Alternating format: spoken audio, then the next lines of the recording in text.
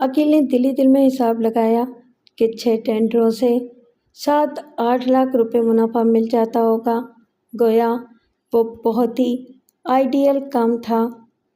लेकिन मसला ये था कि इसके पास पैसे कम थे।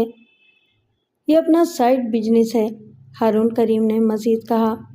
यूँ समझ लो कि इससे अपना सिगरेट पान का खर्चा निकल आता है। अपना असल बिजनेस इंपोर्ट एक्सपोर्ट का है। अभी 2 हफ्ते पहले हम 25 लाख रुपए का ऑटो पार्ट्स का एलसी खोला है।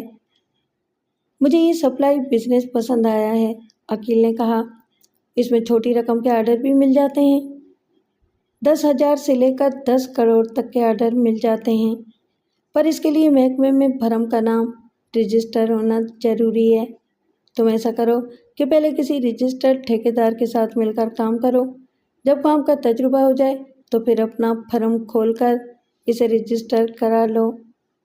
सेठ साहब, आप ही मुझे अपने साथ मिला लें। मैं पैसे भी लगाऊंगा और बाहर के सारे काम भी संभालूंगा। बस आप मुझे गाइड करते रहें। ना बाबा, ये पार्टनरशिप का लफड़ा अपने को पसंद नहीं है। नहीं सर, मैं आपका पार्टनर बनने की तो जरूरत नहीं कर सकता। मैं तो नौकर बनकर काम करूंगा। आप मुझे मुनासिब सा मुनाफा दे दिया करें। नाजिया ने अकील की सिफारिश करते हुए कहा। सर, ये अच्छे आदमी मालूम होते हैं। आप इन्हें सब कॉन्ट्रैक्टर बना सकते हैं। आपको तो वैसे भी बड़े कामों से फुर्सत नहीं मिलती। हारून सेठ ने आंखें घुमाकर अपनी सेक्रेटरी को घूरा। बोला, मैं कब बोला है कि ये अच्छा आदमी नहीं है? होगा अच्छा आदमी, पर अपने लिए तो ये अभी परफेक्ट स्ट्रेंजर है। सर, मैं बहुत ईमानदार आदमी हूँ, अकील ने कहा। आप मुझसे काम करवा के तो देखें। हारून करीम ने कुछ देर सोचने के बाद अपनी सेक्रेटरी से कहा, तुम इसकी जमानत लेती हो? नाजिया ने कुछ देर तामुल के बाद अकील की जामीन पन्ना कबूल कर लिया। बोली, चले, मैं इनकी ज़मानत लेने पर तैयार हूँ। मुझे उम्मीद है कि ये मेरे साथ धोखा नहीं करेंगे। शुक्रिया मिस नाजिया, मैं आपके एतमाद पर पूरा उतरने की पूरी कोशिश करूँगा, अकील ने कहा। आपका बहुत बहुत शुक्रिया। मेरा नाम नाजिया है, नाजिया अख्तर, नाजिया ने वजाहत की। सेठ साहब ज़रा अपने स्टाइल में बात करते हैं। अकील भाई, अब तुम्हारा काम हो जाएगा, हारून सेठ ने कहा। अगर कोई गड़बड़ हुई तो मैं इसको पकड़ लूँगा, लेकिन अभी तुमको इंतज़ार करना पड़ेगा। हमने 2 टेंडर और भरे हुए हैं जो 15 दिन के बाद खुलेंगे।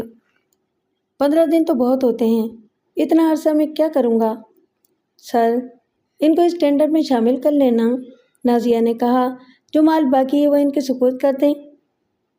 ये बात है, मालूम होता है कि तुमको इससे बहुत ज़्यादा हमदर्दी हो गया है। ठीक है अकील भाई, तुम बहुत लकी आदमी हैं। इस फाइल को अच्छी तरह स्टडी कर लो और आज ही से काम शुरू कर दो। शुक्रिया, बहुत बहुत शुक्रिया। नाजिया, तू इसको औखा काम समझा दे। नाजिया ने फाइल उठाई और अकील को दूसरे कमरे में ले गई। आप बहुत खुशकिस्मत हैं, वो अपनी कुर्सी पर बैठते हुए बोली। इस काम में आपको कम से कम 30,000 रुपये मिल जाया करेंगे। हम 4 लाख रुपए का माल सप्लाई कर चुके हैं। ज़्यादा से ज़्यादा 1.5 लाख का माल और सप्लाई करना पड़ेगा। चूँकि ये रकम आप अपने पास से खर्च करेंगे, इसलिए आपको नेट प्रॉफिट का तकरीबन चौथा हिस्सा मिल जाएगा। अकील को मुनाफे से ज़्यादा काम मिलने की खुशी हो रही थी। एक खुशी इस बात की भी हो रही थी कि इसे इस अजनबी शहर में अचानक एक खूबरू हसीना की नज़र इल्तफ़ात हासिल हो गई थी।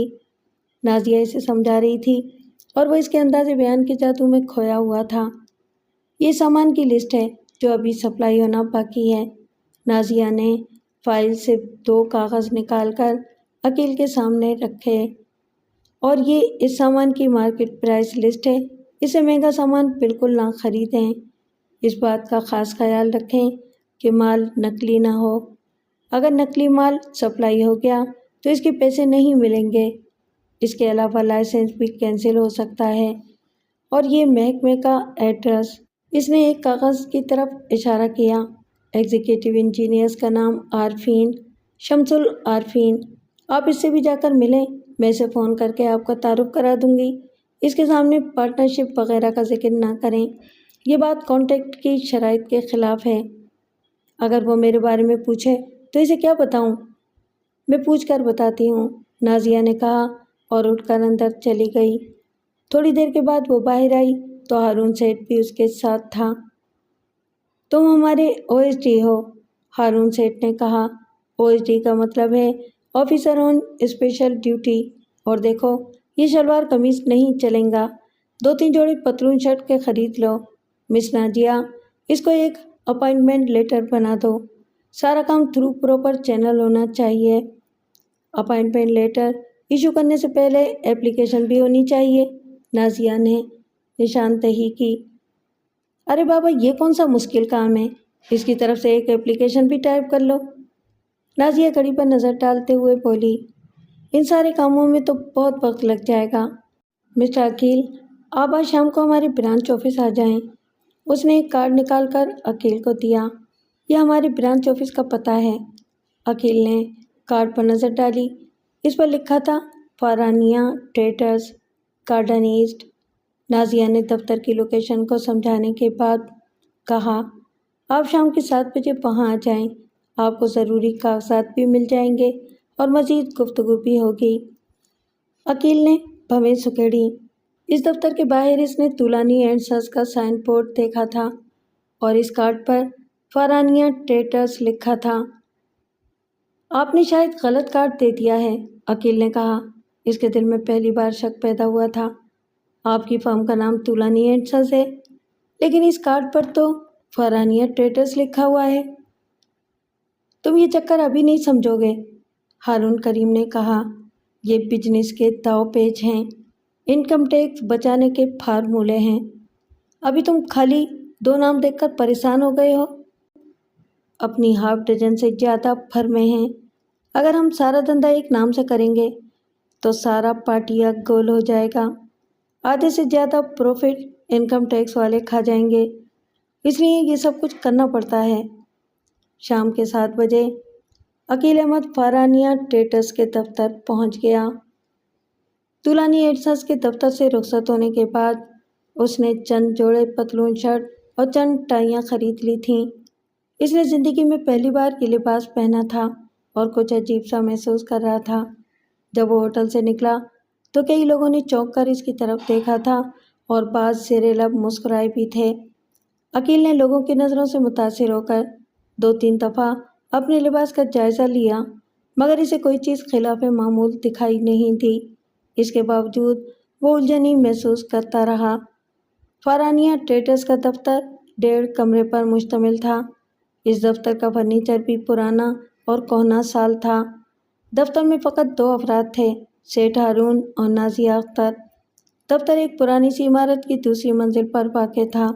نازیہ نے عقیل کی طرف دیکھا تو منہ پر ہاتھ رکھ کر ہنسی روکنے کی کوشش کرنے لگی، لیکن ناکام رہی اور بے اختیار ہنستی چلی گئی۔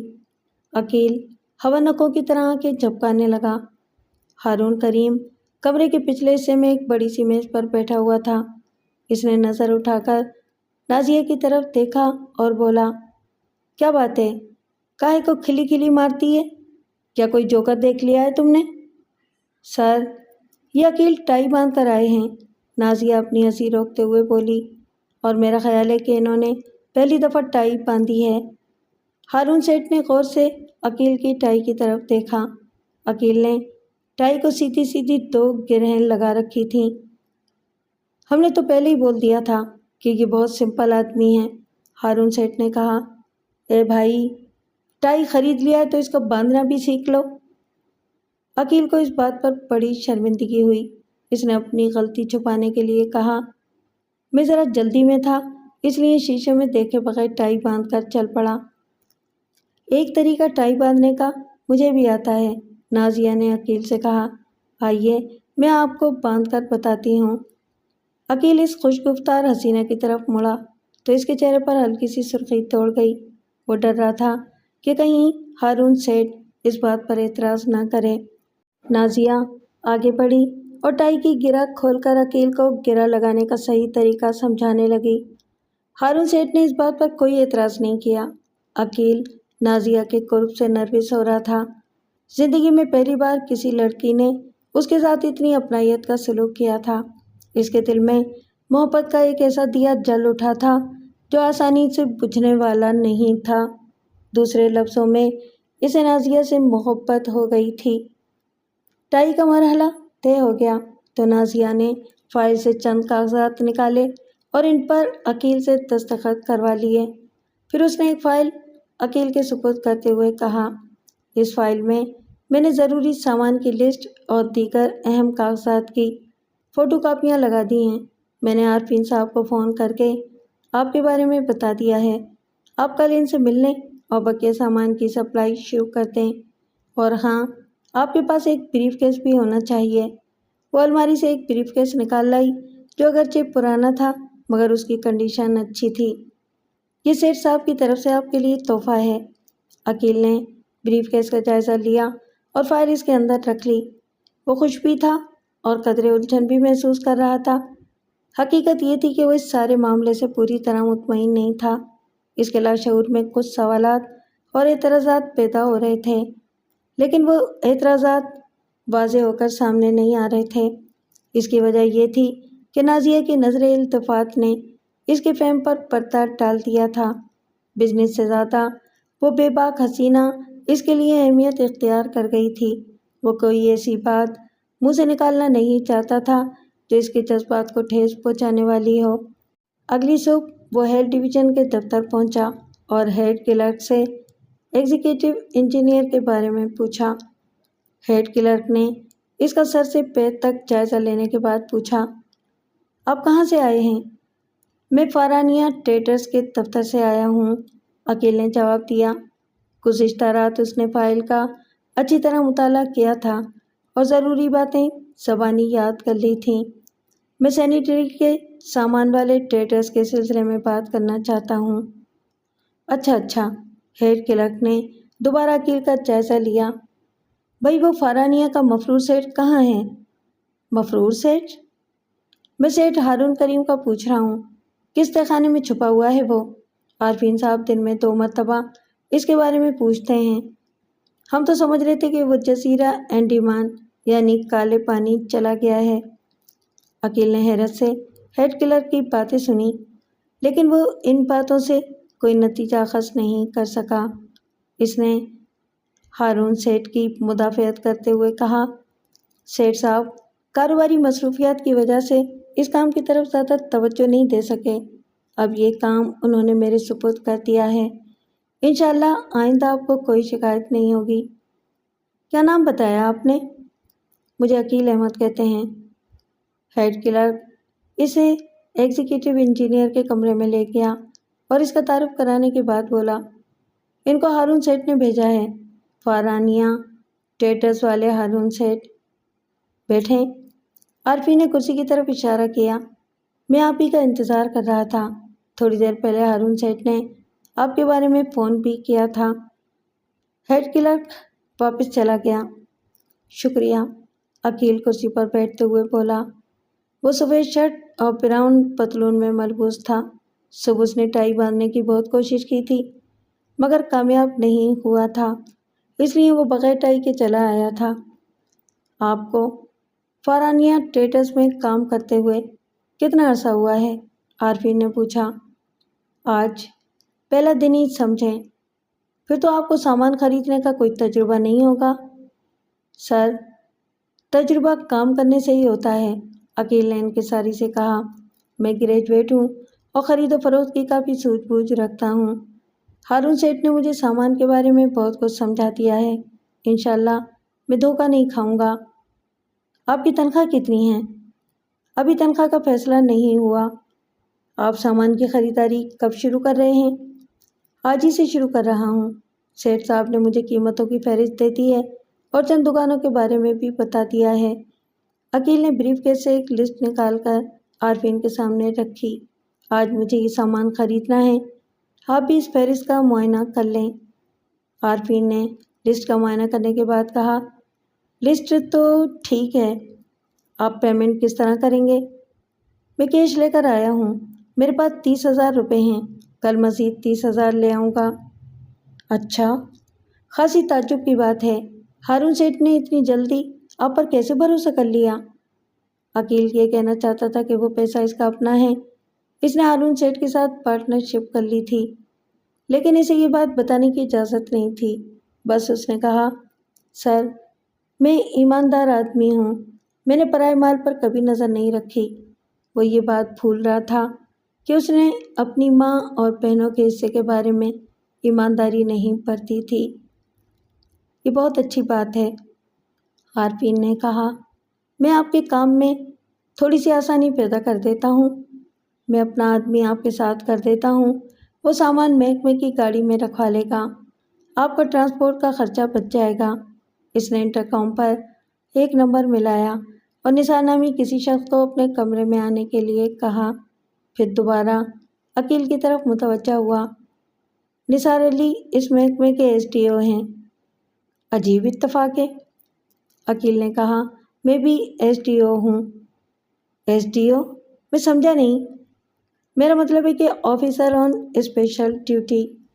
اوہ، آپ OSD ہیں؟ SDO سب ڈویژنل آفیسر کو کہتے ہیں، پرائیویٹ اداروں میں یہ عہدہ نہیں ہوتا۔ نثار علی دکان پر ہی سامان چیک کر لیں گے، اس طرح غلط مال خریدنے کا خدشہ نہیں رہے گا۔ تھوڑی دیر بعد ایک خوش پوش نوجوان کمرے میں داخل ہوا۔ عارفین نے اس کو نام نثار علی SDO کی حیثیت سے متعارف کرایا۔ عقیل نے کھڑے ہو کر اس سے ہاتھ ملایا اور چند رسمی باتوں کے بعد کہا، آپ SDO ہیں اور میں OSD ہوں، کتنی دلچسپ بات ہے۔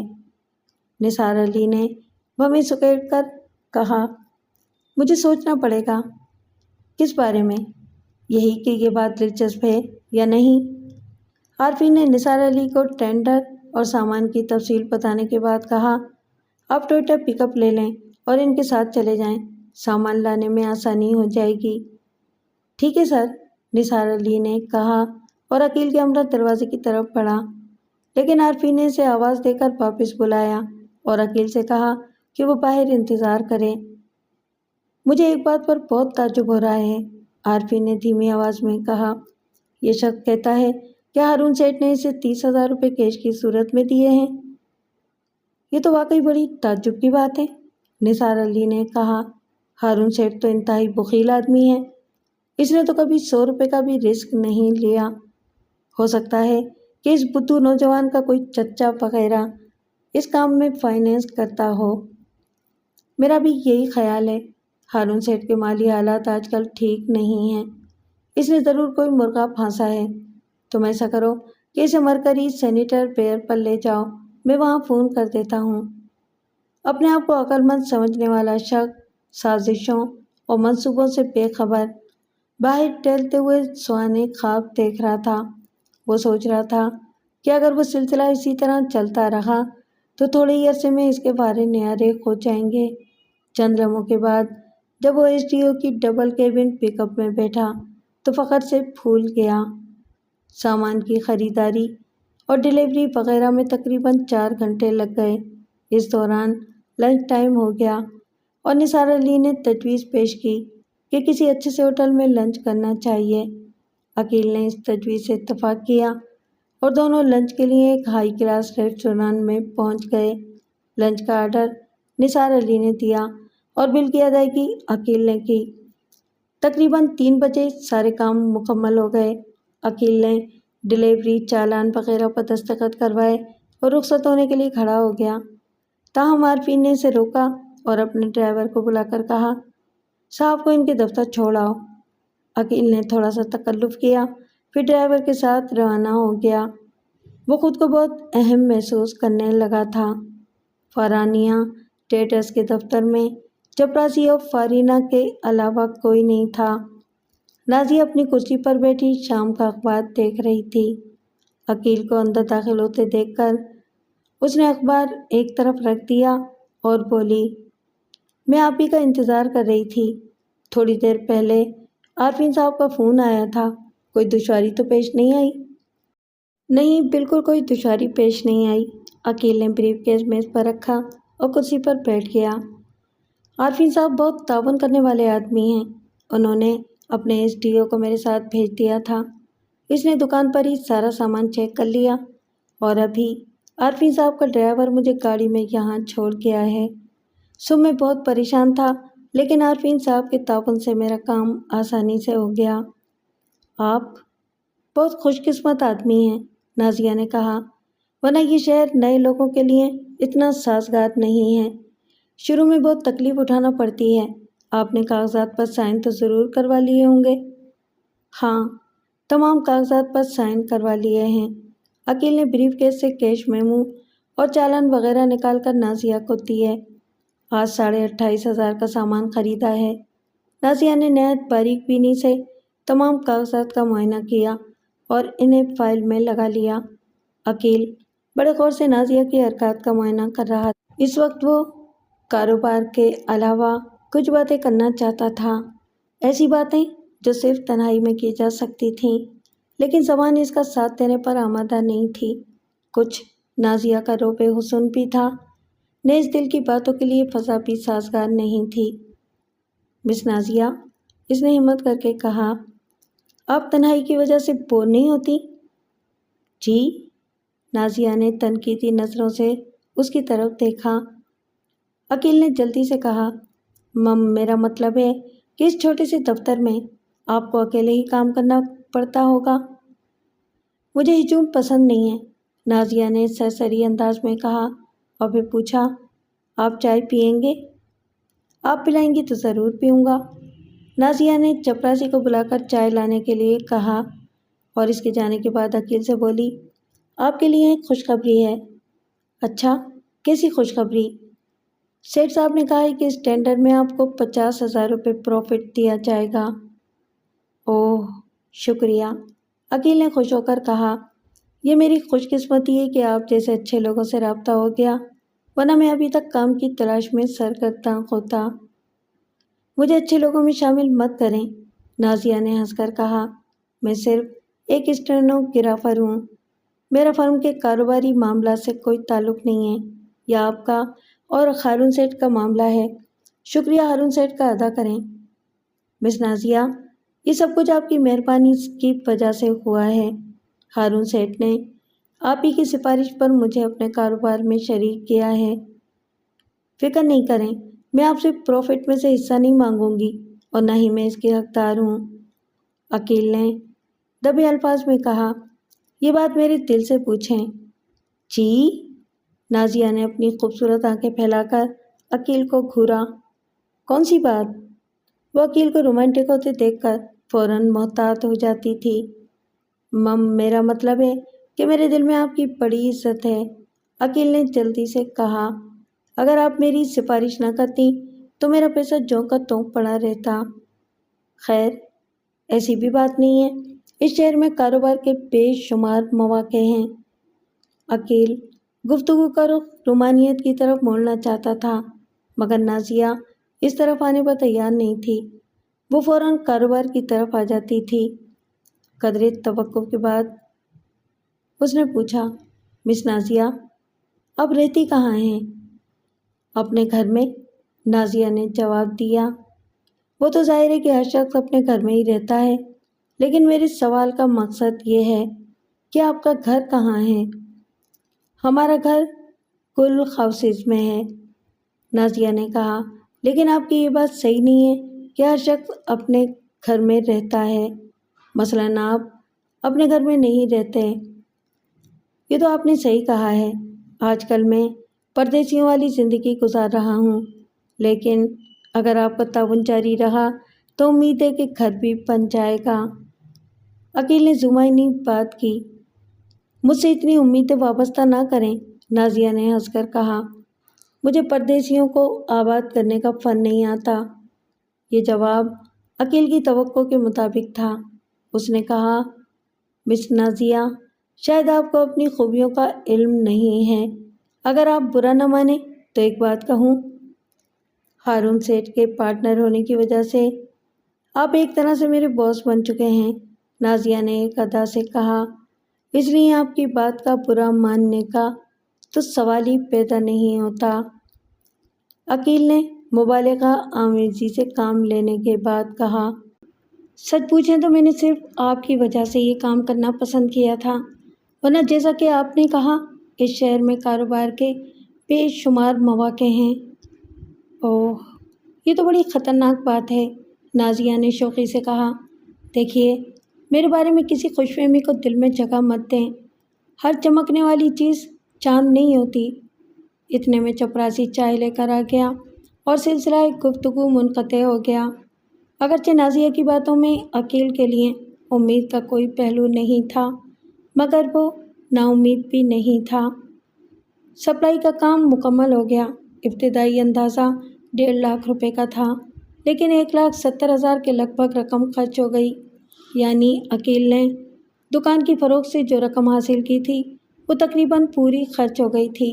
हारून सेठ और आरफी ने यकीन दिलाया था कि इनका चेक 15-20 दिन के अंदर तैयार हो जाएगा। अकील बहुत खुश था। 50,000 मुनाफे के साथ उसका सरमाया 2,20,000 रुपये बन गया था। हारून सेठ ने वादा किया था कि शराकत का वो सिलसिला आइंदा भी जारी रहेगा।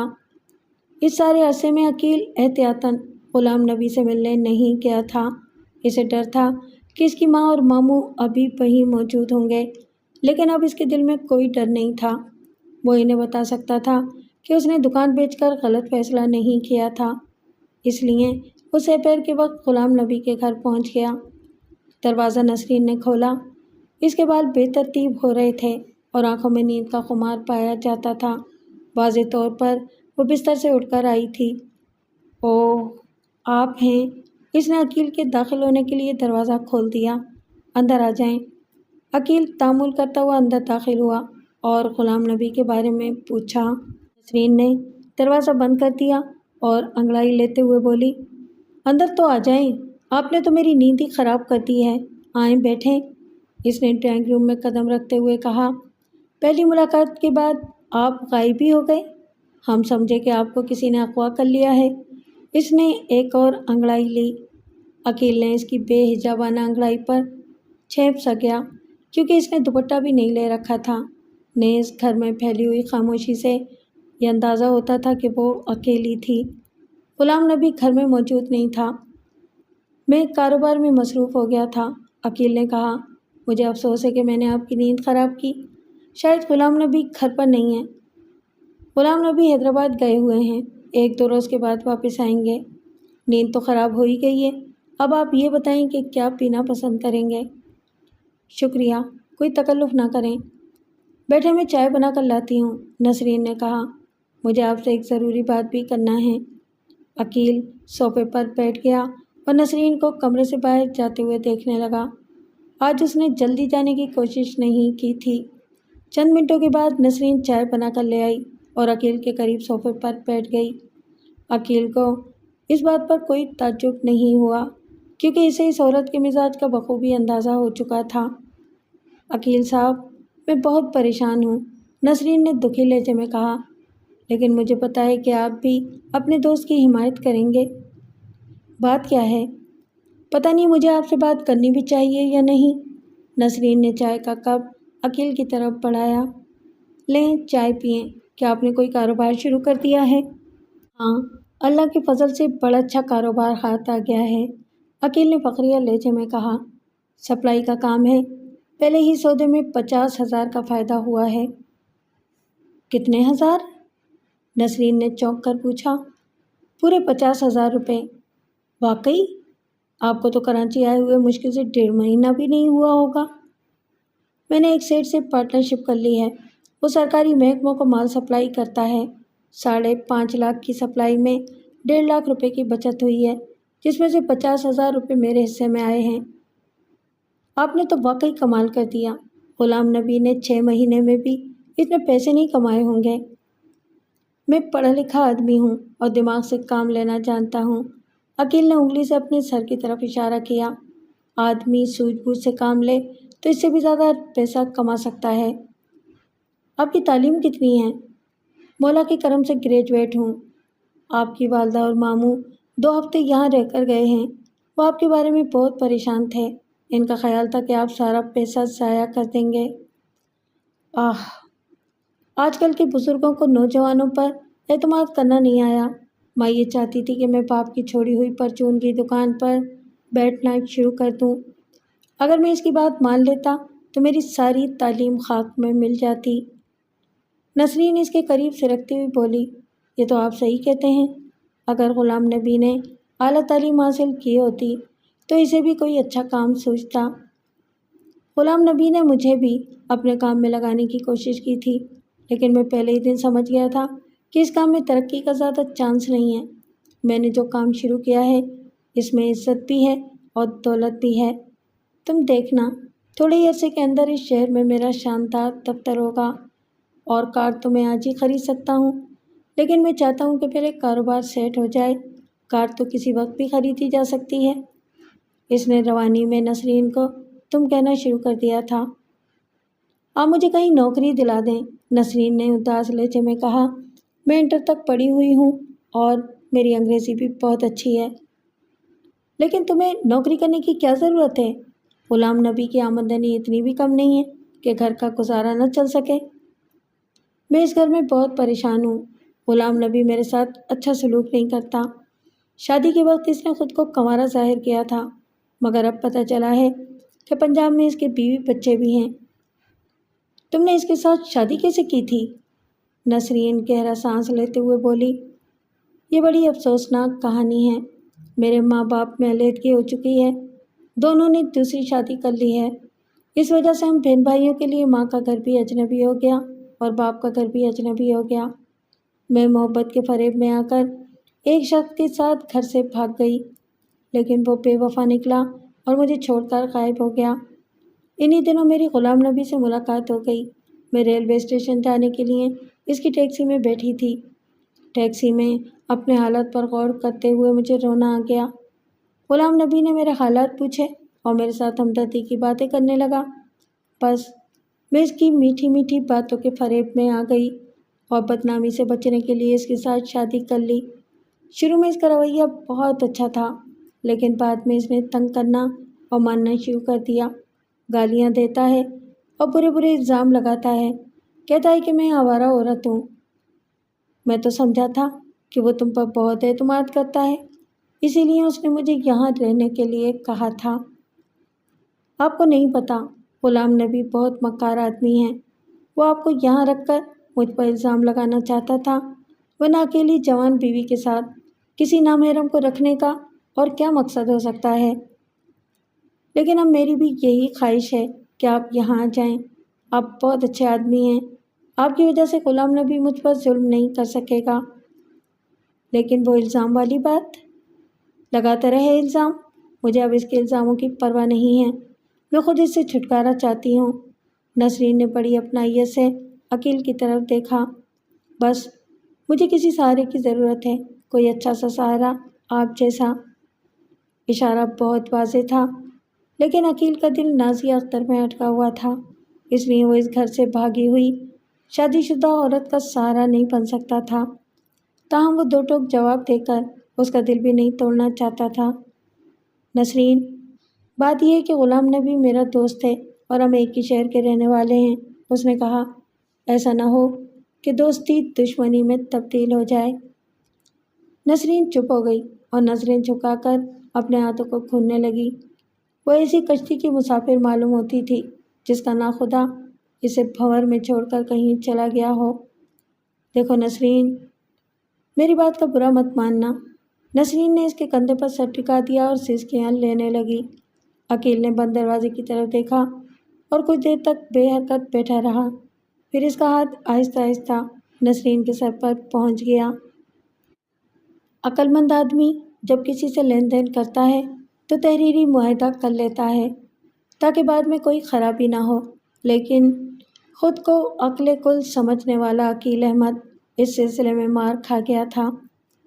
तकरीबन 2 हफ्ते के बाद इसे एग्जीक्यूटिव इंजीनियर के दफ्तर से पता चला कि 2 रोज़ पहले हारून सेठ अपना चेक वसूल करके ले गया था। इसे इस बात पर ताज्जुब भी हुआ और गुस्सा भी आया।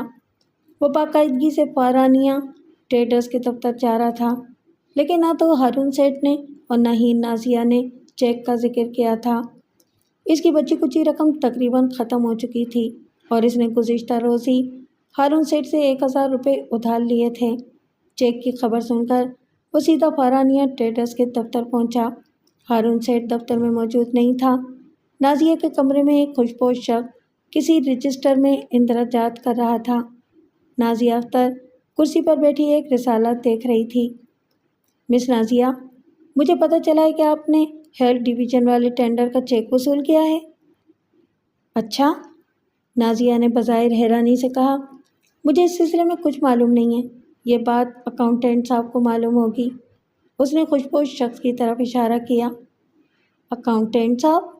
عقیل نے خوشپوش شخص کی طرف دیکھا۔ میں نے انہیں پہلے کبھی نہیں دیکھا۔ اکاؤنٹنٹ نے تیوری چڑھا کر عقیل کو گھورا، بولا، میں نے بھی تمہیں پہلے کبھی نہیں دیکھا۔ Who are you? Miss Nazia, ان کو بتائیں کہ میں کون ہوں۔ نازیہ نے اس کی بات کو نظر انداز کرتے ہوئے کہا، عقیل، یہ شمشاد صاحب ہیں، فارانیہ ٹریڈرز کے اکاؤنٹنٹ۔ یہ چھٹی پر تھے، آج ہی واپس آئے ہیں۔ آپ نے ان کو میرے بارے میں نہیں بتایا؟ آپ خود ہی بتا دیں، نازیہ نے کہا اور دوبارہ رسالہ دیکھنے لگی۔ مسٹر شمشاد، میں ہارون سیٹھ کا پارٹنر ہوں، عقیل نے کہا۔ فی الحال ہماری پارٹنرشپ ہیلتھ ڈپارٹمنٹ کے ایک ٹینڈر میں تھی۔ یہ بات مس نازیہ کو بھی معلوم ہے۔ اچھا، پھر؟ شمشاد علی نے کہا، میں چیک کے بارے میں جاننا چاہتا ہوں۔ تم نے ابھی تک اپنا نام نہیں بتایا۔ میرا نام عقیل احمد ہے۔ اوہ، عقیل احمد، اکاؤنٹنٹ ایک فائل کھولتے ہوئے بولا، میں تھوڑی دیر پہلے تمہاری فائل دیکھ رہا تھا۔ آفیشیل ریکارڈ کے مطابق تمہیں ملازم رکھا گیا تھا۔ ملازمت کی شرائط کے مطابق تمہاری آزمائشی مدت 3 مہینے ہے۔ اس فائل کو چھوڑیں، عقیل نے برہمی سے کہا، یہ کاغذات وقتی ضرورت کے تحت تیار کیے گئے تھے۔ اپائنٹمنٹ لیٹر کے مطابق اگر تمہارا کام تسلی بخش نہ ہوا تو تمہیں بغیر کسی نوٹس کے فوری طور پر برطرف کیا جا سکتا ہے۔ شمشاد علی بات جاری رکھتے ہوئے بولا، اور میں بڑے افسوس کے ساتھ تمہیں یہ بتانا چاہتا ہوں کہ تمہارا کام ہمیں پسند نہیں آیا۔ عقیل احمد کے پیروں تلے سے زمین نکل گئی۔ اسے اپنا سر چکراتا ہوا محسوس ہوا۔ اسے پتہ چل گیا کہ وہ زبردست فراڈ کا شکار ہو چکا تھا۔ ان لوگوں نے اسے کل جمع پونجی سے محروم کر دیا تھا۔ مسٹر شمشاد علی، ذرا سوچ سمجھ کر منہ کھولو۔ میرے 2.25 لاکھ روپے سیٹھ ہارون کے بزنس میں لگے ہوئے ہیں۔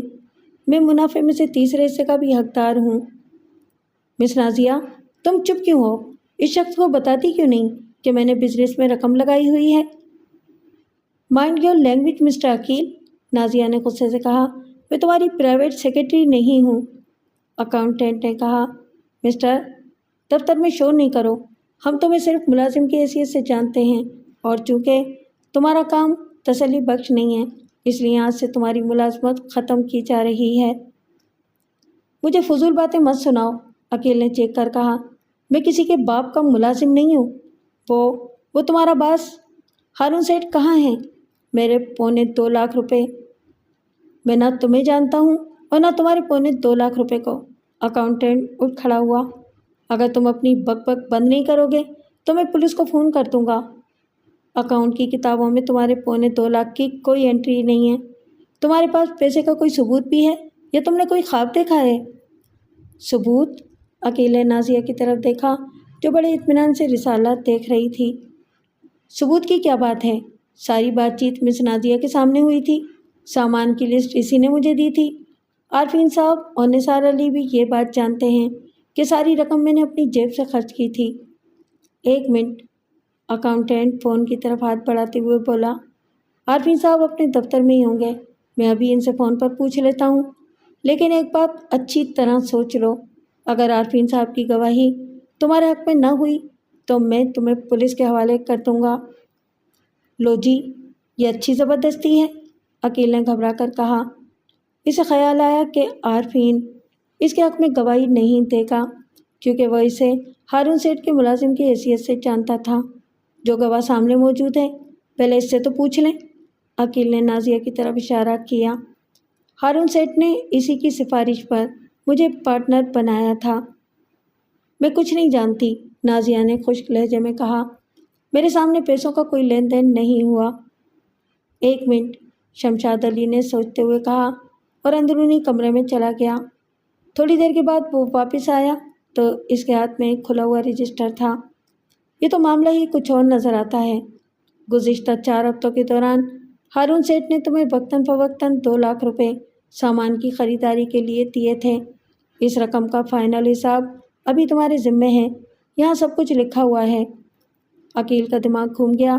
इसने नाजिया के हाथ में पकड़ा हुआ रिसाला झपट कर दीवार के साथ दे मारा और चीख कर बोला, तुम लोग मुझे इतनी आसानी से लूट नहीं सकते। अगर मेरी रकम मुनाफे समेत वापस न मिली तो मैं तुम्हें और तुम्हारे सेठ हारून को कत्ल कर दूंगा। इसने दोनों हाथ आहिस्ता आहिस्ता नाजिया की गर्दन की तरफ बढ़ाए। इस वक्त वो हसीना इसे चुड़ैल लग रही थी। नाजिया का चेहरा सफ़ेद पड़ गया और वो कुर्सी से उठकर आहिस्ता आहिस्ता पीछे हटने लगी। उसका जिस्म हौले हौले कांप रहा था।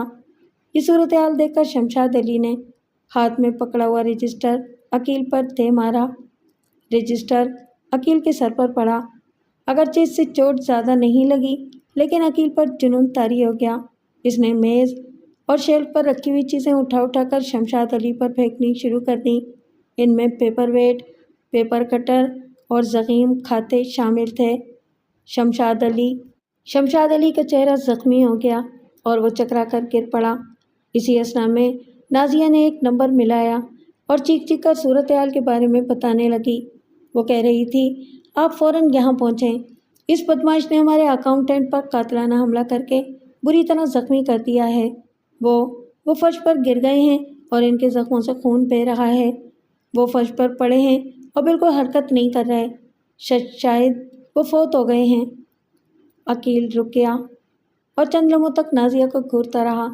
बिलाखिर उसने कहा, धोखेबाज डायन, अगर मेरी रकम न मिली तो मैं पहले तुम्हें कत्ल करूँगा और फिर तुम्हारे बॉस को, चाहे इसके बाद मुझे खुदकुशी क्यों ना करनी पड़े। बात ख़त्म करते ही वो दफ्तर से निकल गया। इसके जाने के बाद शमशाद अली अकाउंटेंट फर्श से उठा और नाजिया की तरफ देखकर हंसने लगा। इसके होंठों और गाल से खून रिस रहा था, ताहम ज़ख्म ज़्यादा गहरा नहीं था।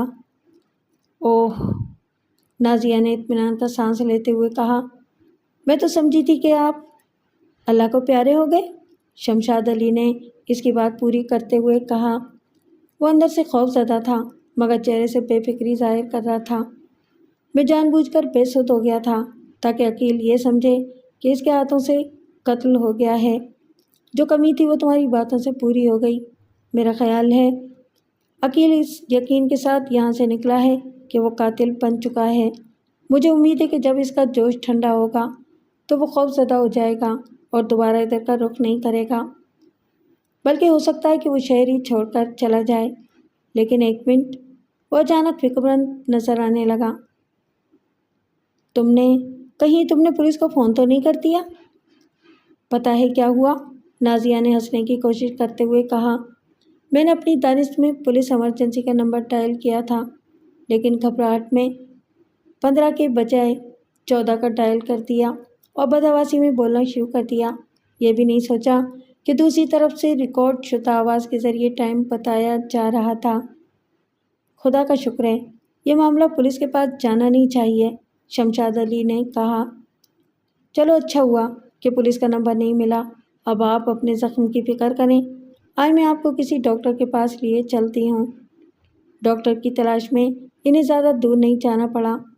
डॉक्टर ने चोटों का मुआयना करने के बाद कहा कि वो पुलिस रिपोर्ट के बगैर मरहम पट्टी नहीं कर सकता। नाजिया ने हंसकर कहा, मुलजिम आपके सामने हैं। हमारा आपस में झगड़ा हो गया था। मैंने गुस्से में इन पर चीज़ें फेंकना शुरू कर दी। नतीजा आपके सामने है। अगर आप मुझे हवालात में बंद देखना चाहते हैं तो बेशक पुलिस को फ़ोन कर दें। ओह, यानी आप मियाँ बीवी हैं, डॉक्टर ने कहा। देखो बीबी, इस दफ़ा तो मैं इनकी मरहम पट्टी कर देता हूँ, लेकिन आइंदा ऐसा नहीं होना चाहिए। आप अपने गुस्से को काबू में रखने की कोशिश करें, वरना किसी दिन बड़ा हादसा भी हो सकता है। फिर हवालात की बजाय जेल जाना पड़ेगा। मरहम पट्टी के बाद दोनों दफ्तर पहुँचे तो हारून सेठ फर्श पर पड़े खून के धब्बों को घूर रहा था। इसकी आंखें खौफ के बायस फैली हुई थीं। कदमों की चाप सुनकर वो बुरी तरह उछल पड़ा।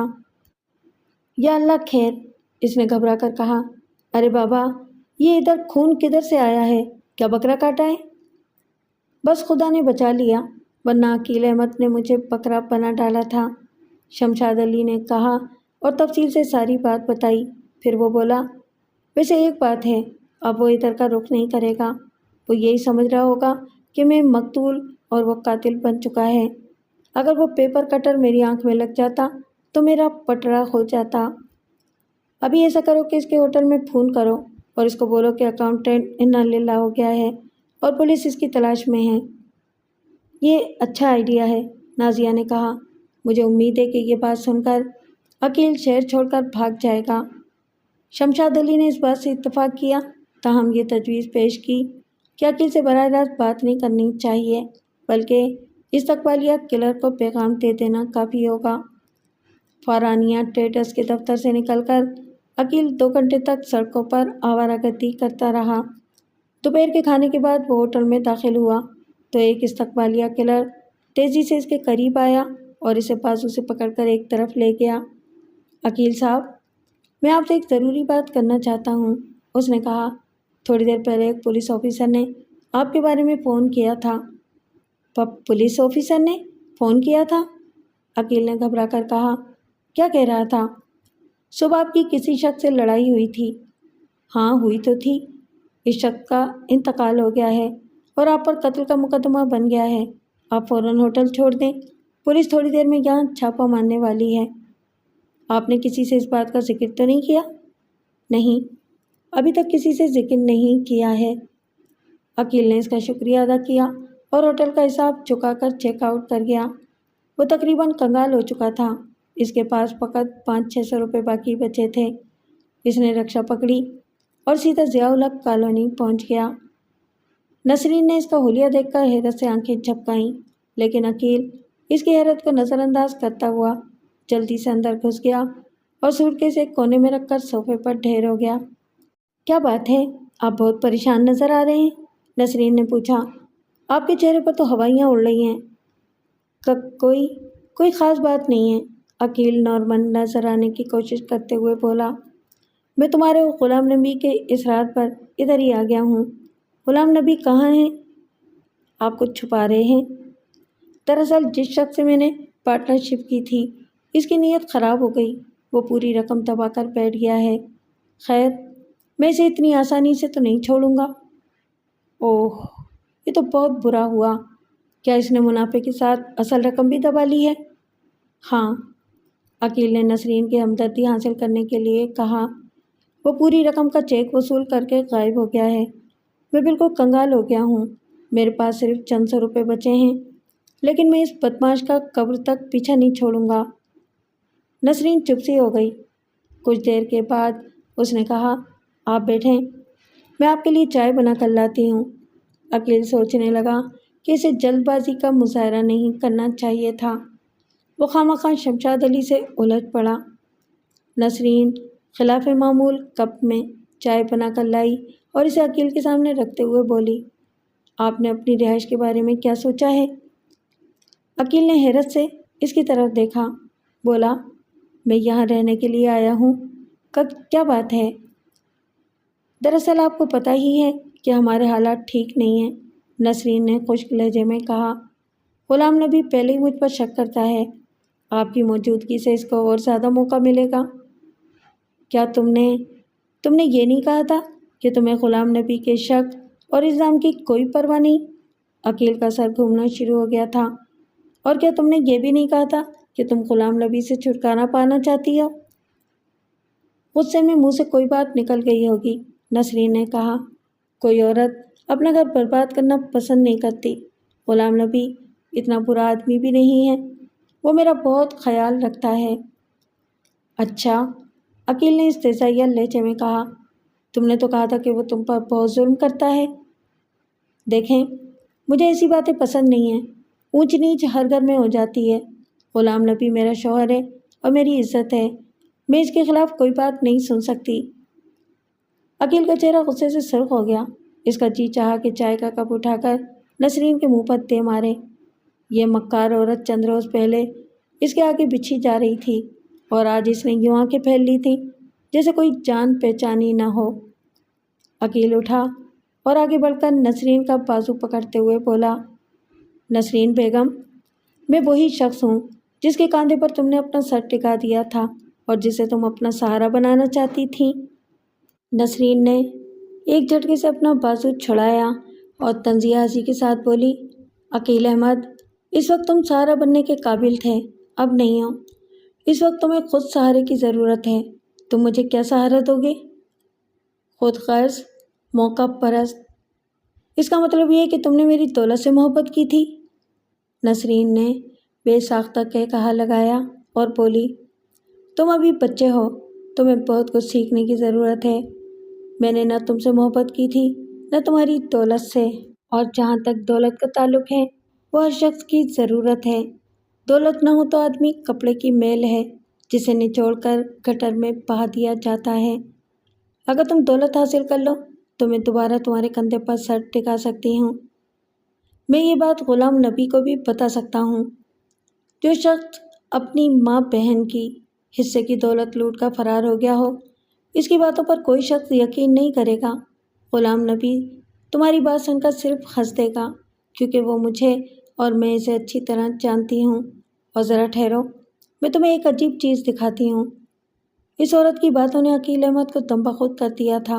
वो सोच रहा था, लोगों की अक्सरियत अंदर से मतलब परस्त होती है, लेकिन इस हकीकत के इज़हार की हिम्मत बहुत कम लोगों में होती है।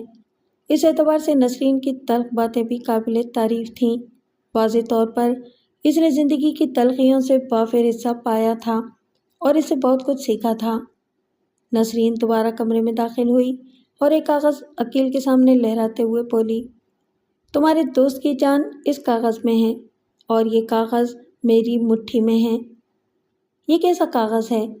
अकील ने पूछा। तलाक़नामा, नसरीन ने कहा। ग़ुलाम नबी ने गुस्से में मुझे तलाक दे दी थी। इसका ख्याल था कि मैं तलाक की वजह से इसके पैर पकड़ लूँगी और वह मेरे साथ मनमानी करता रहेगा, लेकिन जब मैंने सामान पैक करना शुरू कर दिया तो इसका दिमाग ठिकाने पर आ गया और वह मेरे पैर पकड़ने पर मजबूर हो गया। अब ये तलाक़नामा मेरे पास है और मैं जब चाहूँ इस घर को छोड़कर जा सकती हूँ। अगर ये तलाक़नामा है तो तुम ग़ुलाम नबी के साथ नहीं रह सकती। तुम्हें तलाक हो चुकी है, तुम इस घर में नहीं रह सकती। ये तो मर्दों के ढकोसले हैं, नसरीन ने तल्ख़ी से कहा। तुम्हारे घरों में तलाक याफ्ता औरत नहीं रह सकती है, मगर तवाइफ रह सकती है। तुम लोग औरत को खिलौना समझते हो, जब चाहा रख लिया और जब चाहा घर से निकाल दिया। तुम किस मुँह से यहाँ रहने के लिए आए हो? क्या तुम्हें पता नहीं कि ग़ुलाम नबी ज़्यादा वक्त घर से बाहर होता है और मैं घर में अकेली होती हूँ? तुम किस उसूल की बिना पर एक नामहरम औरत के साथ रहना चाहते हो? तब तुमने खुद मुझे यहाँ रहने की दावत दी थी। अकील लाजवाब सा हो गया। मर्द हमेशा दावत के इंतज़ार में रहते हैं, ख़ास तौर पर किसी औरत की दावत के इंतज़ार में। इस वक्त इन्हें सारे उसूल भूल जाते हैं।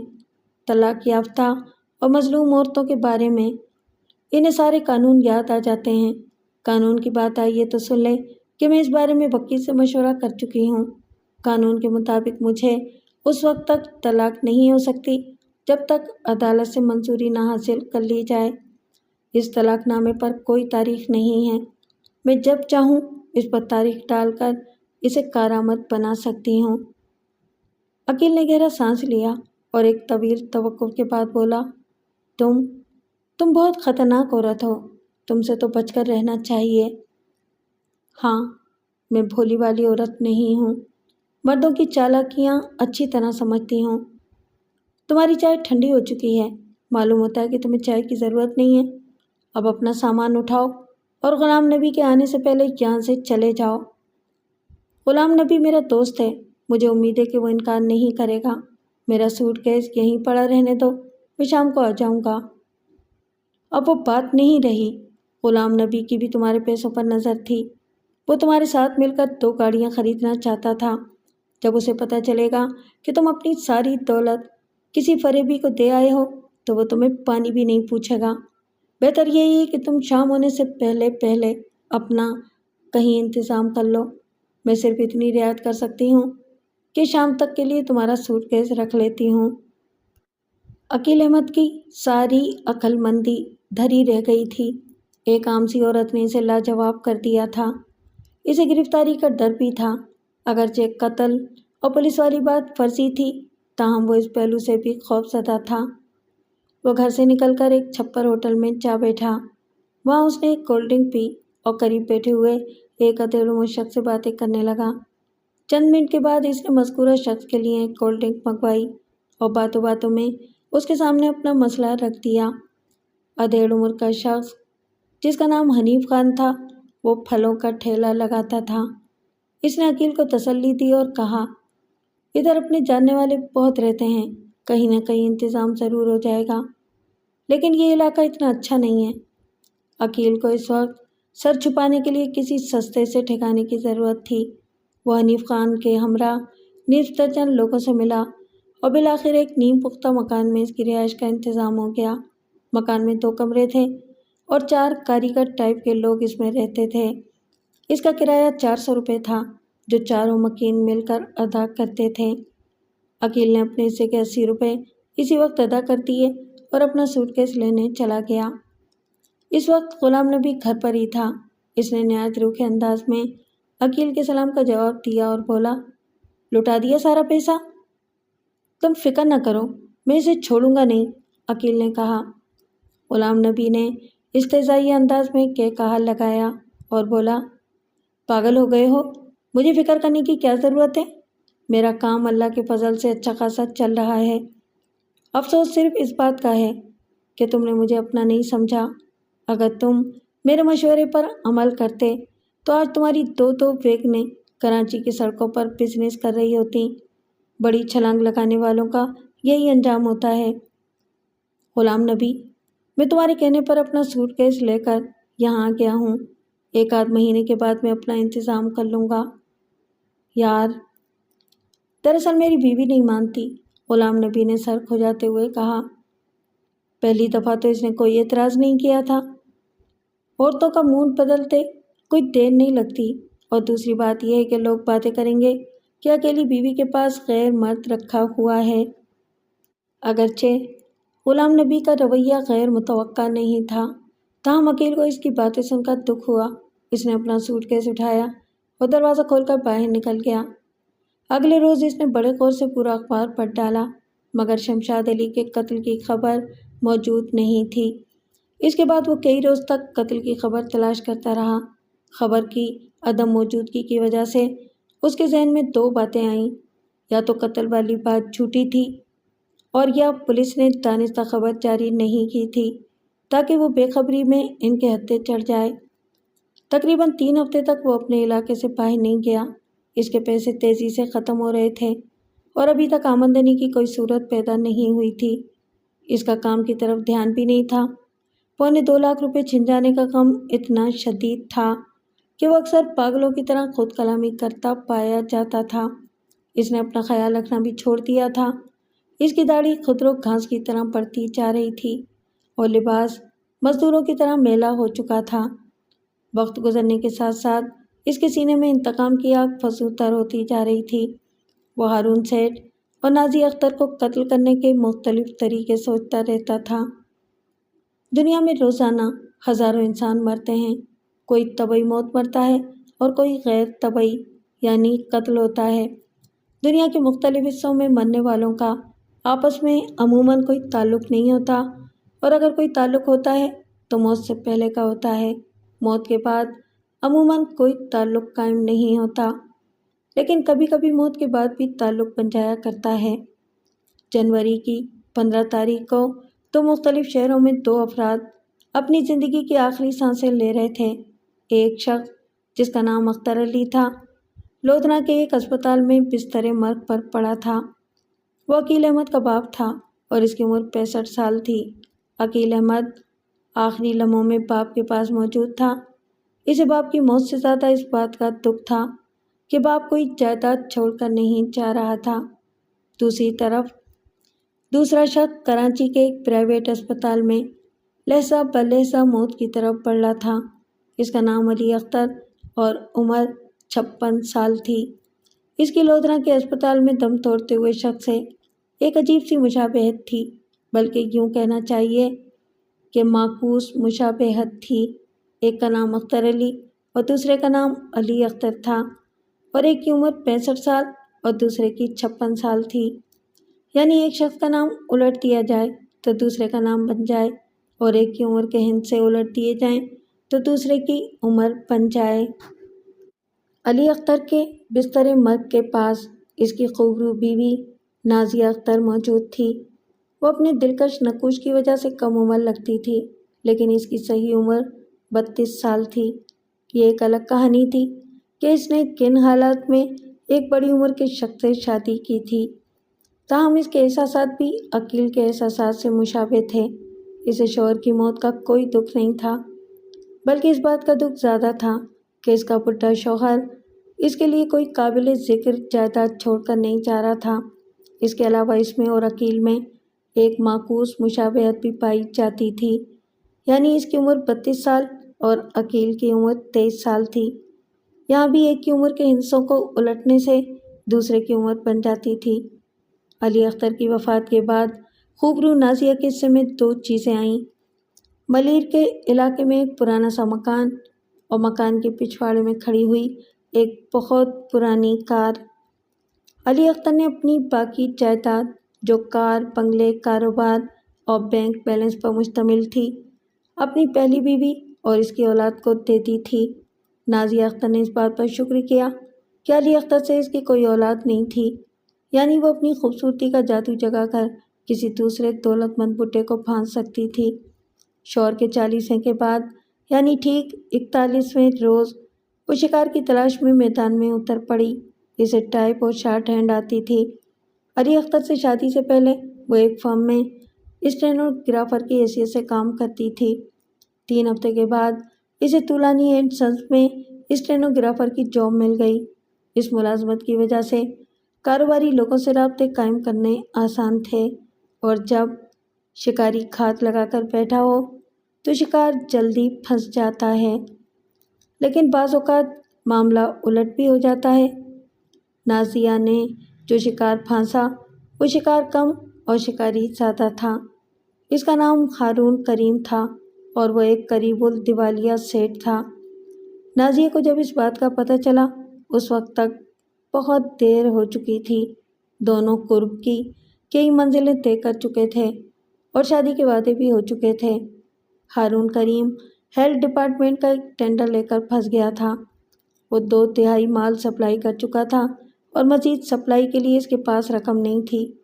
مارکیٹ میں اس کی ساکھ اچھی نہیں تھی اور وہ کئی لوگوں کا مقروض بھی تھا۔ اسی وجہ سے کوئی بزنس مین اسے قرضہ دینے پر تیار نہیں تھا۔ اس نے نازیہ کو اپنی کاروباری حالت کے بارے میں کچھ باتیں بتا دیں۔ ان میں سب سے اہم بات ہیلتھ ڈپارٹمنٹ کے ٹینڈر سے متعلق تھی۔ یہ معاملہ تھوڑے سے پیسوں کی وجہ سے اٹکا ہوا تھا اور مقررہ مدت کے اندر بقیہ مال کی سپلائی بہت ضروری تھی، ورنہ سپلائی شدہ مال کی رقم بھی ضائع ہو سکتی تھی۔ بس دونوں نے اپنی اپنی جگہ پر کسی فنانسر کو پھانسنے کی کوششیں شروع کر دیں۔ ایک روز سپہر کے وقت طولانی اینڈ سنس کے فون کی گھنٹی بجی۔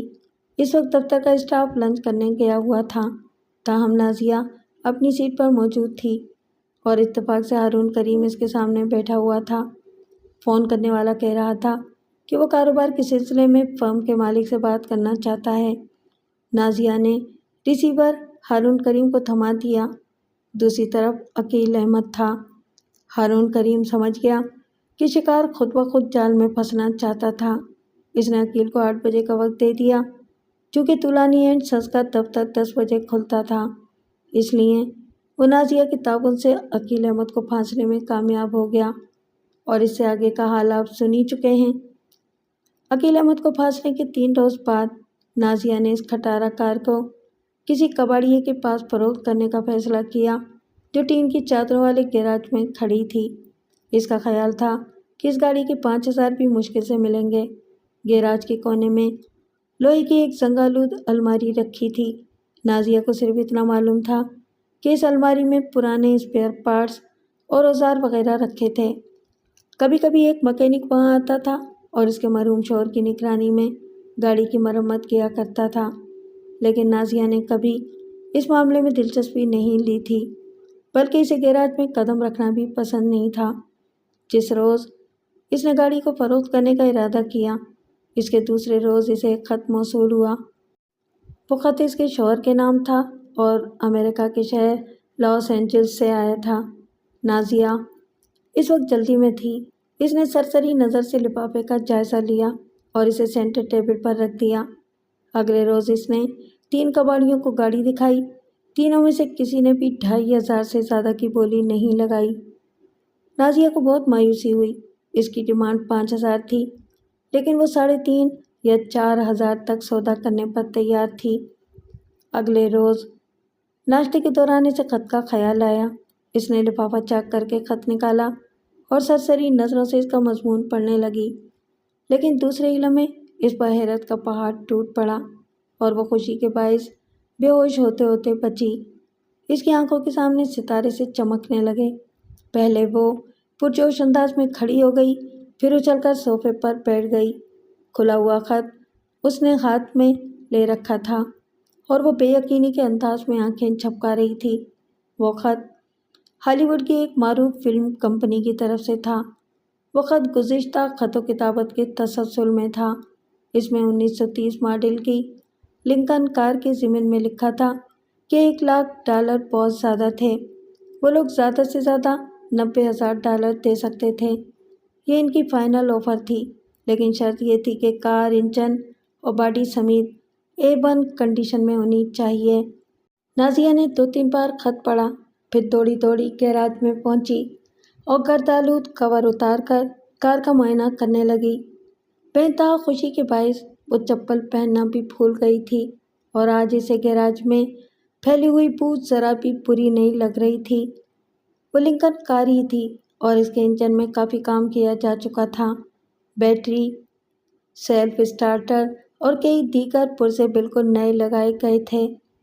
نازیہ نے الماری کھول کر دیکھی تو اس کے اندر ڈبوں اور خاکی کاغذوں میں لپٹے ہوئے کئی نئے پرزے رکھے ہوئے تھے۔ گویا اس کا مرحوم شوہر آہستہ آہستہ اس اینٹیک کار کو ٹھیک کروا رہا تھا۔ الماری کی دراز میں چند کاغذات اور ایک فائل رکھی ہوئی تھی۔ نازیہ نے فائل کھول کر دیکھی۔ اس میں کار کے بارے میں خطوط اور دیگر کاغذات لگے ہوئے تھے۔ خاصی ضخیم فائل تھی اور اس میں 4-5 فلم کمپنیوں کے خطوط موجود تھے۔ ان خطوط سے ظاہر ہوتا تھا کہ علی اختر کئی سال سے گاڑی کے بارے میں خط و کتابت کر رہا تھا۔ $90,000 کا مطلب یہ تھا کہ وہ کار 25-26 لاکھ روپے کی تھی۔ نازیہ نے الماری بند کی، کار کو کینوس سے ڈھانپ دیا اور تیار ہو کر اس مکینک کے ورک شاپ پہنچ گئی جو کار ٹھیک کرنے آیا کرتا تھا۔ وہ حفیظ استاد کے نام سے مشہور تھا اور اپنے کام میں بہت ماہر تھا۔ نازیہ نے رسمی کلمات کے بعد کہا، آپ کو یاد ہے آپ ہمارے ہاں ایک پرانی کار ٹھیک کرنے آیا کرتے تھے؟ جی بہت اچھی طرح یاد ہے، حفیظ استاد نے کہا۔ ایسی پرانی گاڑی کو کون بھول سکتا ہے؟ اس کے انجن میں تو آپ کافی کام کر چکے ہیں۔ میں سوچ رہی ہوں کہ باقی کام بھی کروا لیا جائے۔ جیسے آپ کی خوشی، حفیظ استاد نے بظاہر سادگی سے کہا، لیکن اس پر خرچہ بہت ہو جائے گا۔ خرچہ تو کرنا ہی پڑے گا۔ کچھ اسپیئر پارٹس الماری میں بھی رکھے ہیں۔ اگر گاڑی کو ٹھیک نہ کروایا گیا تو جو خرچہ پہلے کیا جا چکا ہے وہ بھی ضائع ہو جائے گا۔ اس قسم کی گاڑیاں شوقین لوگ رکھتے ہیں، حفیظ استاد نے دبی زبان سے کہا۔ یہ چالو ہونے کے بعد بھی پیسہ کھاتی رہے گی۔ 1 گیلن میں مشکل سے 10-12 میل چلے گی، پھر اس کے اسپیئر پارٹس بھی مشکل ہی سے ملیں گے۔ نازیہ نے اس کے دل کی بات جاننے کے لیے کہا، آپ کا مطلب ہے کہ اس گاڑی کو رکھنا سفید ہاتھی رکھنے کے برابر ہے؟ بالکل یہی بات ہے۔ جتنے پیسے آپ اس گاڑی پر خرچ کریں گی، اتنے پیسوں میں تو 1-2-3 سال میں پرانی گاڑی خریدی جا سکتی ہے۔ بلکہ اگر آپ کہیں تو میں اس گاڑی کے بدلے آپ کو اچھی کنڈیشن کی گاڑی دلوا دوں گا۔ اس پر اندازاً کتنی رقم خرچ ہو جائے گی؟ اس پر بہت خرچ کرنا پڑے گا۔ نئی سیٹیں، نئی ٹائر اور نئی بتیاں، بمپر، شیشے اور فل پینٹ وغیرہ۔ کم سے کم 1 لاکھ روپیہ خرچ ہو جائیں گے۔ میرے مشورے پر عمل کرنے سے آپ کو خرچہ بھی نہیں کرنا پڑے گا اور گاڑی بھی مل جائے گی۔ آپ ایسا کریں کہ مجھے مکمل اسٹیٹمنٹ بنا کر دیں، میں کچھ اور لوگوں سے بھی اسٹیٹمنٹ بنواؤں گی اور پھر فیصلہ کروں گی کہ گاڑی کو ایسے ہی بیچنا مناسب ہوگا یا ٹھیک کروانے کے بعد۔ جیسے آپ کی مرضی، حفیظ استاد نے کہا۔ میں کل کسی وقت آ کر گاڑی دیکھنے آؤں گا اور آپ کے سامنے اسٹیٹمنٹ تیار کر دوں گا۔ ٹھیک ہے، آپ 6 بجے کے بعد آئیں، نازیہ نے کہا اور پھر پوچھا، آپ کے پاس فون ہوگا؟ جی ہاں، اندر تشریف لے جائیں۔ اندر ورک شاپ کے ایک کونے میں میلی سی ٹیبل پر فون رکھا تھا۔ نازیہ نے ہارون کریم کا نمبر ملایا اور رابطہ ملنے کے بعد کہا، مجھے آپ سے ایک ضروری کام ہے، آپ کتنی دیر میں میرے گھر پہنچ سکتے ہیں؟ بہت ضروری کام ہے؟ ہارون کریم نے پوچھا۔ آج دفتر نہیں آؤ گی؟ آپ کو ایک چیز دکھانا چاہتی ہوں، پھر آپ کے ساتھ ہی دفتر چلی جاؤں گی۔ میں آدھے گھنٹے میں ادھر پہنچتا ہوں۔ نازیہ گھر جا کر انتظار کرنے لگی۔ اس وقت 8:45 بجے تھے۔ ٹھیک 1 گھنٹے کے بعد ہارون کریم کی کھٹارا گاڑی دروازے کے سامنے رکی اور وہ معذرت کرتا ہوا اندر داخل ہوا۔ اس کی گاڑی اسٹارٹ نہیں ہو رہی تھی۔ اس گاڑی کو کسی کباڑیے کے ہاتھ بیچ دیں، نازیہ نے ہنس کر کہا۔ اس کی زندگی ختم ہو چکی ہے۔ چلتی تو ہے پر ذرا نخرہ کرتی ہے، تمہاری طرح، ہارون کریم نے کہا۔ تم نے مجھے کیا دکھانے کو ادھر بلایا ہے؟ نازیہ اسے گیراج میں لے گئی اور کینوس ہٹا کر گاڑی دکھائی۔ اس گاڑی کے بارے میں کیا خیال ہے؟ ہارون کریم اس معاملے میں اناڑی نہیں تھا۔ اس نے بڑے غور سے گاڑی کا معائنہ کیا اور اپنے دلی تاثرات چھپاتے ہوئے بولا، بہت پرانا گاڑی ہے، میں اس گاڑی کو ریکنڈیشن کرانا چاہتی ہوں، نازیہ نے کہا۔ ویسے ایک مکینک اسے 1 لاکھ روپے میں خریدنے پر تیار ہے۔ تم نے زبان تو نہیں دی؟ نہیں۔ بہت اچھا کیا، اس کو ریکنڈیشن کرا کے بیچنا، اس کا بہت پیسہ مل جائے گا۔ تب نازیہ نے ہارون کریم کو فلم کمپنی کا لیٹر دکھایا۔ وہ لیٹر پڑھ کر اچھل پڑا۔ دونوں نے فیصلہ کیا کہ وہ گاڑی کی فروخت سے حاصل ہونے والی رقم بزنس میں لگائیں گے اور آئندہ ایمانداری سے کام کریں گے۔ ہیلتھ ڈپارٹمنٹ کا چیک موصول ہونے کے بعد ہارون کریم نے سولجر بازار والا دفتر وقتی طور پر بند کر دیا اور لنکن کار کی ریکنڈیشننگ کرانا شروع کر دی۔ یوں بھی وہ عقیل احمد کی دھمکی کے باعث کچھ عرصہ روپوش رہنا چاہتا تھا۔ اسی اثنا میں اس نے لاس اینجلس کی فلم کمپنی کی آفر قبول کر لی تھی اور انہیں خط کے ذریعے اس بات سے آگاہ کر دیا تھا کہ گاڑی 3 مہینے کے اندر تیار ہو جائے گی۔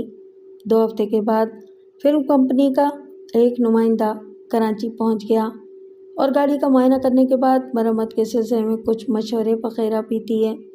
اس کے بعد وہ ہر تیسرے چوتھے دن کام کا جائزہ لینے کے لیے پہنچ جاتا۔ ہارون کریم صبح 9 بجے وہاں پہنچ جاتا اور شام کے وقت واپس جاتا۔ ایک شام وہ گھر جانے کے لیے اپنی گاڑی میں بیٹھا تو کچھ فاصلے پر ایک ہونک سا شخص کھڑا دکھائی دیا۔ اس کا لباس میلا چکٹ ہو رہا تھا اور سر اور داڑھی کے بال بے تحاشا بڑے ہوئے تھے۔ وہ بڑے انہماک سے نازیہ کے مکان کی طرف دیکھ رہا تھا۔ اس کے عجیب و غریب حلیے کے باوجود ہارون کریم کو اس کا چہرہ کچھ پہچانا جانا سا لگا۔ اس نے غور سے اس کی طرف دیکھا اور کچھ دیر تک اسے پہچاننے کی کوشش کرتا رہا۔ اچانک اس کے بدن میں خوف کی سرد لہر سرایت کر گئی۔ وہ ہونک شخص عقیل احمد تھا۔ چند طویل لمحوں تک ہارون کریم پر سکتہ سا طاری ہو گیا۔ اگرچہ اس وقت شام کا دھند ہلکا پھیلا ہوا تھا، لیکن ہارون کریم نے محسوس کیا کہ عقیل احمد سرتاپا انتقام بنا ہوا تھا۔ وہ اپنی دولت لٹ جانے کے باعث شاید اپنے حواس کھو بیٹھا تھا اور پتہ نہیں کب سے ان کی تلاش میں سرگرداں پھر رہا تھا۔ ہارون کریم نے عقیل احمد پر نظر رکھتے ہوئے گاڑی بیک کی اور ایک پگلی گلی میں گھس گیا۔ کچھ دور جانے کے بعد اس نے ایک تاریک جگہ پر گاڑی کھڑی کی اور پیدل واپس چل پڑا۔ نازیہ کی گلی میں پہنچ کر اس نے محتاط طریقے سے چاروں طرف نظر دوڑائی، مگر عقیل کہیں نظر نہیں آیا۔ ہارون کریم تذبذب کا شکار ہو گیا۔ وہ نازیہ کو خبردار کرنے کے ارادے سے واپس آیا تھا، مگر کچھ دیر سوچنے کے بعد اس کی نیت خراب ہو گئی۔ اس نے سوچا کہ اگر عقیل نے نازیہ کو قتل کر دیا تو اسے 2 فائدے ہوں گے۔ اول یہ کہ اس کا خطرناک دشمن گرفتار ہو جائے گا، اور دوم وہ لنکن کار کا بلا شرکت غیر مالک بن جائے گا۔ یہ سوچ کر وہ واپس پلٹ گیا۔ 3 روز خیریت سے گزر گئے۔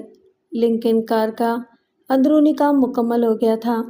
انجن، ٹائر اور سیٹیں وغیرہ تقریباً نئی ہو چکی تھیں، صرف پینٹ کا کام باقی تھا۔ دوپہر کے بعد حفیظ مکینک نے گاڑی ایک بہترین پینٹ شاپ میں پہنچا دی۔ ہارون کریم حیران تھا کہ عقیل احمد نے نازیہ کے خلاف کوئی کارروائی کیوں نہیں کی تھی۔ پھر وہ یہ سوچنے پر مجبور ہو گیا کہ شاید اسے غلط فہمی ہوئی تھی۔ جس شخص کو وہ عقیل سمجھ رہا تھا وہ کوئی اور تھا۔ 15-16 دن کے اندر پینٹ ورک مکمل ہو گیا۔ فلم کمپنی کے نمائندے سے بات چیت مکمل ہو چکی تھی۔ اس کے ساتھ یہ بات بھی طے ہو گئی تھی کہ وہ ادائیگی پاکستانی کرنسی میں کرے گا اور رسید صرف 1.5 لاکھ روپے کی بنے گی تاکہ ٹیکس وغیرہ کے سلسلے میں کوئی الجھن پیش نہ آئے۔ صبح کے 10 بجے نازیہ اور ہارون کریم نے پینٹ شاپ کا بل ادا کیا اور چمچم کرتی لنکن کار میں جا بیٹھے۔ فلم کمپنی کا نمائندہ ایک برطانوی سفارتکار کے بنگلے پر ان کا منتظر تھا۔ پینٹ شاپ کے باہر کئی لوگ 1930 کے ماڈل کی شاندار لنکن سیلون کو دیکھنے کے لیے رک گئے تھے۔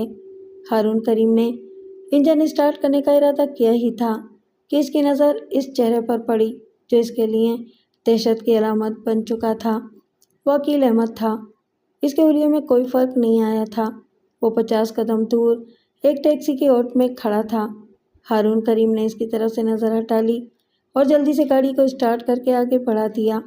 وہ جلد سے جلد اس ہولناک شخص سے دور نکل جانا چاہتا تھا، لیکن وہ گاڑی کو زیادہ تیز نہیں چلا سکتا تھا کیونکہ انجن نیا سیٹ کیا گیا تھا۔ جب ان کی گاڑی ایمیجنا روڈ سے ہوتی ہوئی شاہراہ قائدین پر پہنچی تو ہارون کریم نے ایک ٹیکسی کو پیچھے آتے دیکھا۔ ٹیکسی آہستہ آہستہ لنکن کار کے برابر پہنچ گئی۔ او میرے خدا، نازیہ نے خوفزدہ لہجے میں کہا، یہ ٹیکسی کی پچھلی سیٹ پر جو جنگلی بیٹھا ہوا ہے یہ تو عقیل لگتا ہے۔ یہ شاید ہمارا پیچھا کر رہا ہے۔ گاڑی کی رفتار تیز کرو۔ ہارون کریم نے سر گھما کر ٹیکسی ڈرائیور کی طرف دیکھا اور اسے آگے نکلنے کا اشارہ کرتے ہوئے اپنی گاڑی کی رفتار کم کر دی۔ اس کے ساتھ ہی ٹیکسی کی پچھلی سیٹ کا دروازہ لنکن کی اگلی سیٹ کے دروازے کے برابر آ گیا۔ عقیل احمد جو کھڑکی سے لگ کر بیٹھا ہوا تھا اپنے پیلے دانتوں کی نمائش کرتے ہوئے نازیہ کو گھورنے لگا۔ نازیہ اس کی نظروں کی تاب نہ لا کر اپنی سیٹ پر سمٹ سی گئی۔ اسی لمحے عقیل نے ہاتھ باہر نکالا اور ایک گول سی شے لنکن کی اگلی سیٹ پر پھینک دی۔ اس کے ساتھ ہی ٹیکسی کی رفتار تیز ہو گئی۔ دوسرے ہی لمحے ایک زوردار دھماکہ ہوا اور لنکن کار شعلوں میں گر گئی۔ ٹیکسی ڈرائیور کو اصل صورتحال کا علم نہیں تھا۔ عقیل نے صرف اتنا کہا تھا کہ وہ اس خوبصورت گاڑی کو قریب سے دیکھنا چاہتا تھا، لیکن جب لنکن کار میں دھماکہ ہوا تو ٹیکسی ڈرائیور سیدھا تھانے پہنچا اور ساری بات بتا کر عقیل کو پولیس کے حوالے کر دیا۔ عقیل نے کوئی مزاحمت نہیں کی، وہ کسی احمق کی طرح ہنس رہا تھا۔ ادھر لنکن کار تباہ ہو گئی تھی اور ہارون کریم اور نازیہ اختر موقع پر ہی جل کر ہلاک ہو گئے تھے۔ عقیل کو جب عدالت میں پیش کیا گیا تو وہ اس وقت بھی ہنس رہا تھا۔ تفتیش سے یہ پتہ چلا تھا کہ اس نے لنکن کار میں جو چیز پھینکی تھی وہ پلاسٹک بم تھا۔ مقدمے کی تاریخیں پڑھتی رہیں اور تمام واقعات سامنے آتے رہے۔ اسی اثنا میں عقیل کی ماں صابرہ بیگم بھی کراچی پہنچ گئی اور ہر تاریخ پر عدالت میں حاضر ہوتی تھی۔ عقیل احمد نے وکیل کو کرنے سے منع کر دیا تھا اور ہر سوال کے جواب میں صرف ہنس دیتا تھا۔ عدالت کے حکم پر اس کا طبی معائنہ کرایا گیا اور ڈاکٹر نے اسے فاتر العقل قرار دے دیا۔ 4 مہینے کی کارروائی کے بعد عدالت نے ڈاکٹری رپورٹ کی بنیاد پر اسے بری کر دیا۔ عدالت نے اپنے مختصر فیصلے میں یہ کہا کہ وہ سیدھا سادہ شخص اپنی کل جمع پونجی سے محروم ہونے کے بعد اپنے حواس کھو بیٹھا تھا۔ عقیل احمد نے جب یہ فیصلہ سنا تو وہ پہلی دفعہ چیخ چیخ کر رونے لگا۔ وہ کہہ رہا تھا، میں ایک قاتل ہوں، میں اپنی ماں بہنوں کا مجرم ہوں، مجھے پھانسی پر لٹکا دو، میں زندہ رہنے کے قابل نہیں ہوں۔ صابرہ بیگم اسے تسلیاں دیتی ہوئی عدالت سے باہر لے گئی۔ آخر وہ اس کی ماں تھی،